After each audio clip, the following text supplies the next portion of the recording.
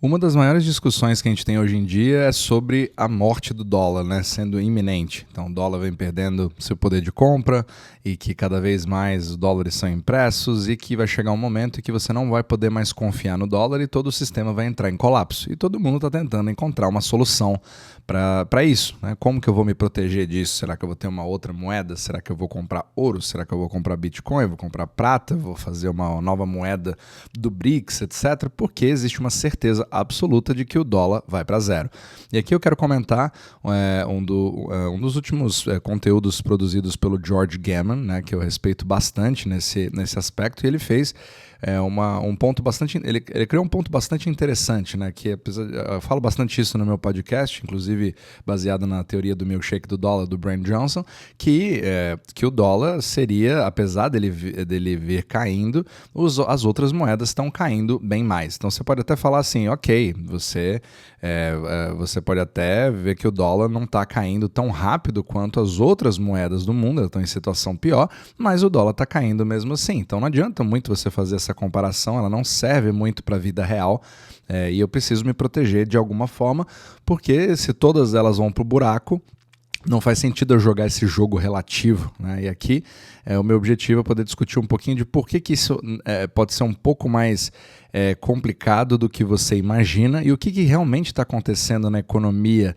real em relação às narrativas que a gente vê na internet. É muito importante você fazer essa distinção, porque não necessariamente o que se fala no fin tweet, né, que o pessoal chama de quem comenta sobre a parte financeira na internet, é exatamente o que acontece nas ruas. Então é interessante você ter essa observação.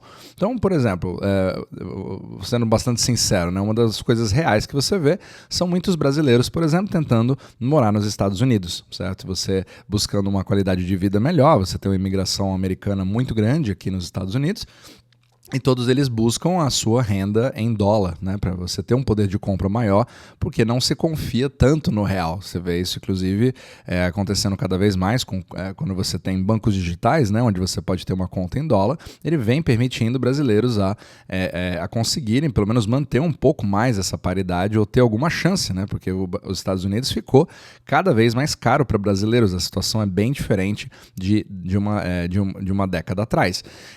Só que hoje você tem muito mais ferramentas para isso. A dolarização ela ficou mais, ela se tornou legal no Brasil. Você manter uma conta em dólares, né, mesmo abrindo numa instituição brasileira. Por outro lado, nos Estados Unidos o preço subiu muito das coisas e os americanos vêm reclamando cada vez mais de uma qualidade de vida cada vez pior. Você vai para o supermercado, a conta que você gastava 30, 40 dólares, hoje é 60, 70, 80 dólares para fazer a mesma coisa. Gasolina também. É uma reclamação de vários americanos tendo vários empregos e não conseguindo manter a sua qualidade de vida do mesmo jeito. E aí se vendo que o dólar não está mais sustentando. Porém, quando você tira um pouquinho a visão míope de ver somente os Estados Unidos, você pode até ver que aquela a analogia do paraquedista, né, que até comentei já no meu podcast, eu achei muito interessante que o George Gammon falou sobre isso, de que se você vê todas as moedas do mundo como paraquedistas, o dólar é a que abriu o paraquedas primeiro, e ele acaba ficando lá em cima. Então, comparativamente, apesar dele estar caindo, as outras moedas estão caindo mais rápido. Só que, se você realmente parar para ver em alguns lugares fora dos Estados Unidos, o dólar está ficando não somente lá em cima como paraquedista, na verdade o dólar nem saiu do avião, né? Ele usa essa analogia, eu achei muito interessante. Ou, na verdade, em outros países, o avião continua subindo e decolando. Ou seja, o que eu quero dizer com isso? Que se você enxerga na vida real, na realidade de alguns países, inclusive, ouso dizer, no Brasil, principalmente desde 2012 para cá, você vai perceber que o dólar ele vem não somente mantendo a paridade ou poder de compra, ele vem, inclusive, ganhando valor em relação a produtos e serviços reais. E isso aconteceu também na Argentina, isso acontece também no próprio Japão e acontece em vários outros países.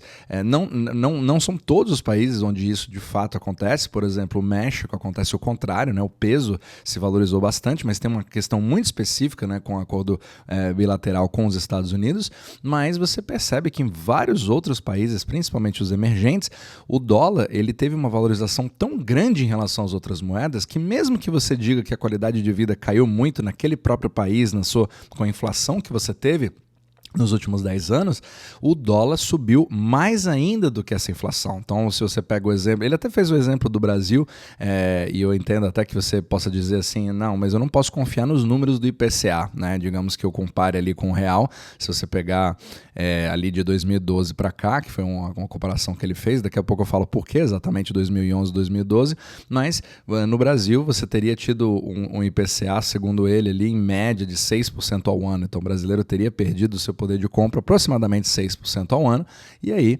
você fazendo essa conta daria uns 100% com juro composto de perda de compra, né? No poder de compra em uma década, em relação ao que vem tendo até agora, só que o real naquela época custava 1,70, 1,80, 2.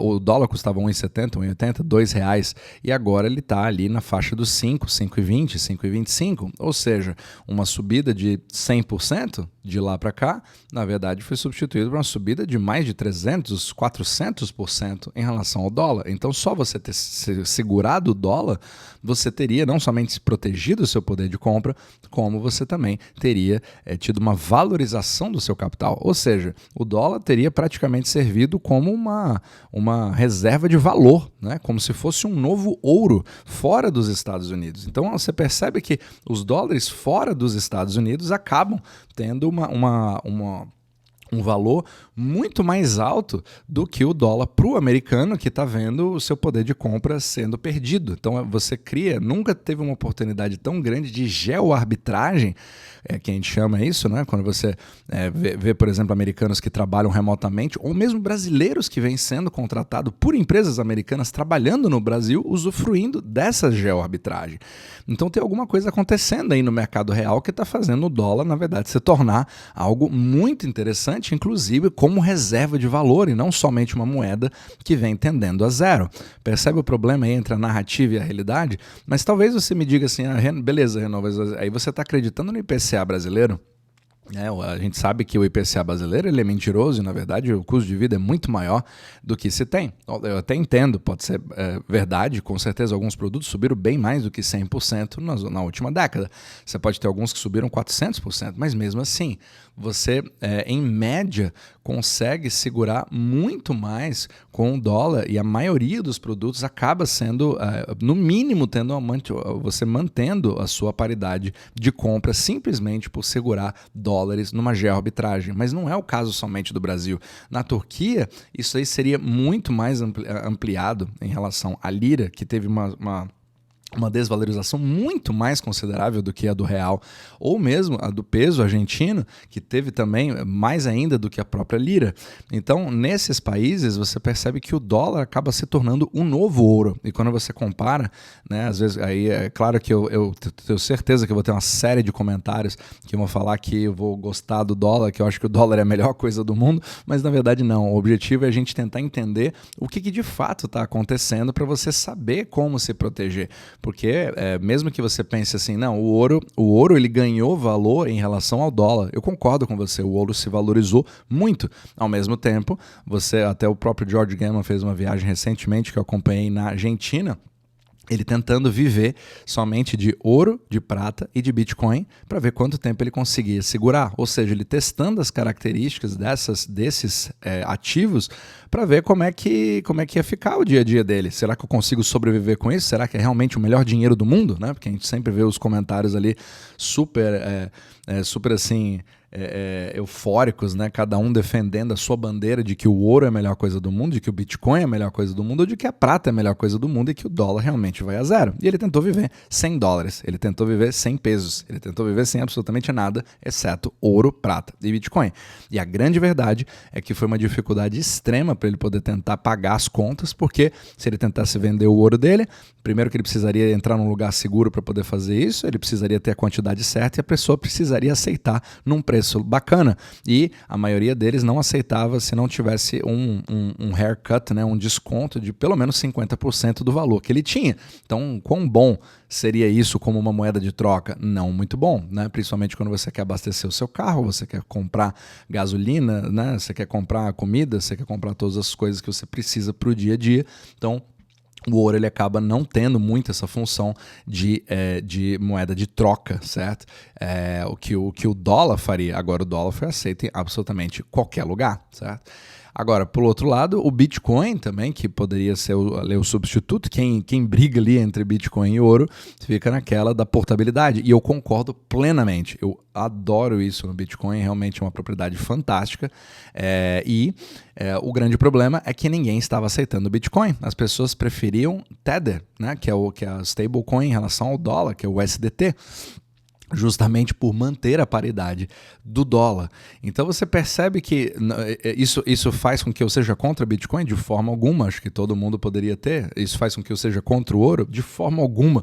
Eu acho que isso é fundamental para você poder manter a sua paridade de compra ao longo do tempo. Só que a grande questão que afeta a realidade das pessoas é a parte da troca. É o medium of exchange, certo? É o meio de troca. Você precisa ter um meio de contabilidade que seja fungível, onde cada um tenha a mesma coisa e eu possa trocar, intermediando o comércio. Essa ferramenta é que acaba sendo o grande problema e as pessoas acabam confundindo uma coisa com a outra, certo? Então o dólar ele acabou se tornando muitas vezes a própria reserva de valor. Pergunta para um turco o que ele acha sobre isso. Ele pode até comprar um pouco de ouro, mas ele percebe que o dólar acaba sendo esse substituto. Você quer guardar os dólares e gastar em liras. E você percebe isso acontecendo no Brasil também. Você prefere guardar os seus dólares, ou nem que seja para uma viagem para os Estados Unidos, mas mesmo que você não viaje, só de você guardar esse dólar, ele já acaba fazendo um hedge contra o próprio lado negativo da geoarbitragem no próprio Brasil, de você perder o seu poder de compra em real. E a gente sente isso no dia a dia, não somente em viagens internacionais. E hoje qualquer brasileiro pode abrir, né, uma conta num banco digital. Antigamente isso não era possível. Então hoje você tem condições de poder jogar um pouco mais nesse cenário internacional, entendendo o que de fato acontece com o dólar. Então o meu objetivo aqui é exatamente mostrar que muitas vezes a gente percebe por uma lente específica. Se você é um americano que só vive nos Estados Unidos, provavelmente você não vai ligar para isso. Você vai achar que o dólar realmente ele tende a zero porque você está perdendo seu poder de compra. E imediatamente quando esse americano se muda para a América Latina, ele percebe um mundo completamente diferente, onde os dólares fora dos Estados Unidos são muito mais valiosos do que os dólares dentro dos Estados Unidos. E aí por que isso é importante? Eu não ligo por que está acontecendo. Eu quero pagar as minhas contas, certo?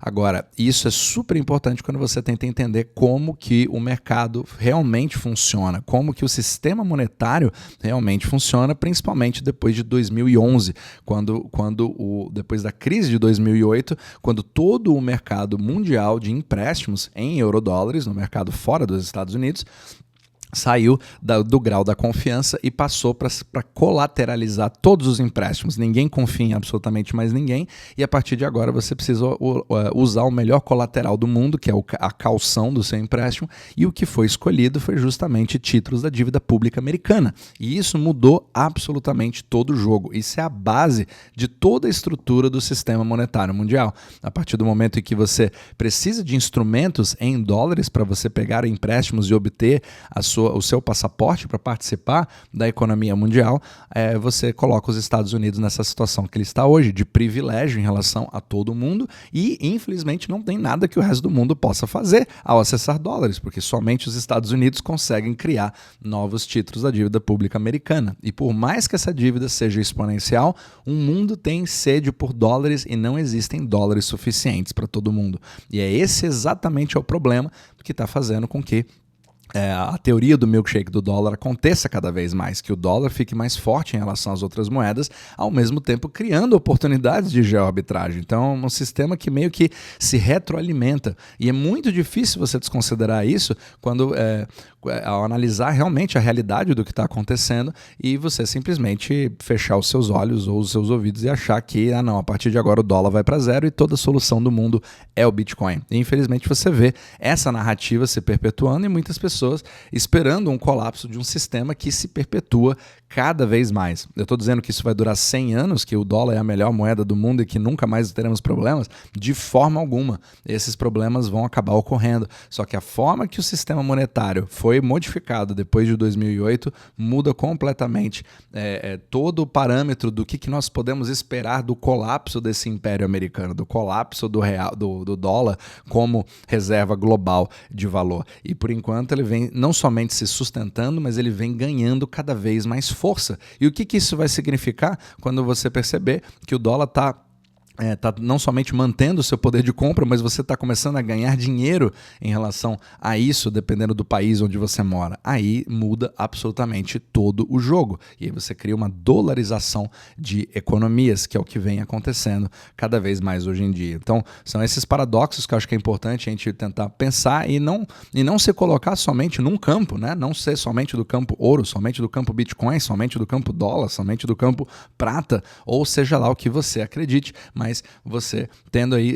entendendo quais são as reais probabilidades e o que de fato se espera, porque uma coisa é o que nós gostaríamos que o mundo fosse e a outra coisa é o que o mundo é de verdade.